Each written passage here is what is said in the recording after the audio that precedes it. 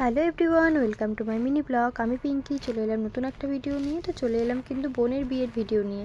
তো এখানে কিন্তু প্রথমেই দেখে নিলে বৃদ্ধি হচ্ছিল, কাকা বৃদ্ধি করছিল, আর বোন একটু পরে বসেছিল। কিন্তু বোনের কোনো বৃদ্ধির লুকে আমি কোনো ফটো তুলতে পারিনি, কারণ যেহেতু অনেকটাই লেট হয়ে গেছিলো। 6:30 7টাই বেজেছিলো পুজো হতেই। তো বৃদ্ধির যেগুলো পুজো হয় সব কিছু করতেই অনেক টাইম লেগেছিলো, যার জন্য বৃদ্ধির লুকে কিছুই করা হয়নি, আর বোন ফটোও তুলতে পারেনি। তাই আমারও কোনো কিছু করা হলো না। তারপর যাই হোক, মেহেন্দিতে বসে পড়লাম আমরা সবাই মিলে মজা করতে। তো বোন তো মেহেন্দি আগেই পড়েছিল, তো আমরা সবাই মিলে বসলাম। 9টা 9:30টার দিকে আমাদের শুরু হয়েছিল মেহেন্দি অনুষ্ঠান। তো সবাই মিলে দারুণ মজা করলাম। তো তারপরে কিন্তু এখানে হচ্ছে হলুদের লুকেও চলে আসলাম আমরা সবাই রেডি হয়ে।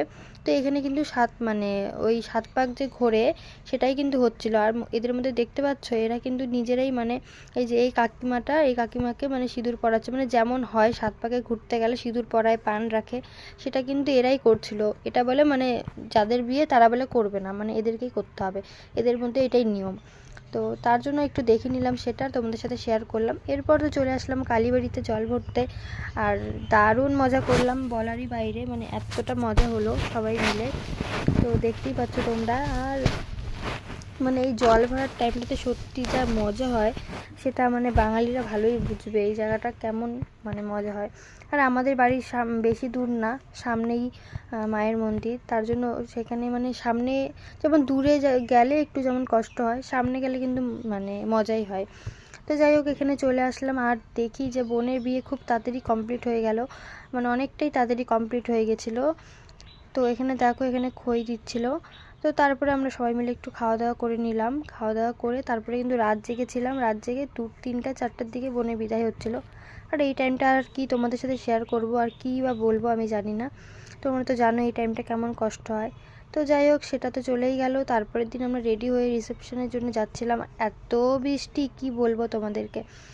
তো বৃষ্টির জন্য একদম আমাদের সবার আনন্দটাই মাটি হয়ে গিয়েছিল। তাও বাসে আমরা অনেক মজা করেছিলাম সবাই মিলে, দারুণ এনজয় করেছিলাম, ডান্স করতে করতে যাচ্ছিলাম সবাই মিলে। কিন্তু বিয়েবাড়ি ঢুকতে ঢুকতে এমন জোরে বৃষ্টি আসলো, তার আগের থেকে তো হচ্ছিলোই কিন্তু অল্প হচ্ছিলো, আর বিয়েবাড়িতে ঢোকার পর এত জোরে বৃষ্টি কি বলবো। প্যান্ডেল কিন্তু খুব সুন্দর করেছিল, যদি বৃষ্টি না হতো দারুণ মজা হতো। যাই হোক, কী করা যাবে, দেখো আমরা ভিজে তো একাকার হয়ে গেছি। তারপর আমাদেরকে টিফিন দেওয়া হলো, তো সবাই মিলে আমরা টিফিন খাচ্ছিলাম। আর আমি সব ভিডিও একসাথে দিলাম, কারণ আমার সেরকমভাবে ভিডিও করা হয়নি, সেই কারণে ভাবলাম যে থাক তাহলে একটার মধ্যেই সব ব্লগগুলো দিয়ে দিই। তো তোমাদের ভিডিওটা কেমন লাগলো জানিও। টাটা, বাই বাই, দেখা হচ্ছে নেক্সট ব্লগে। টাটা।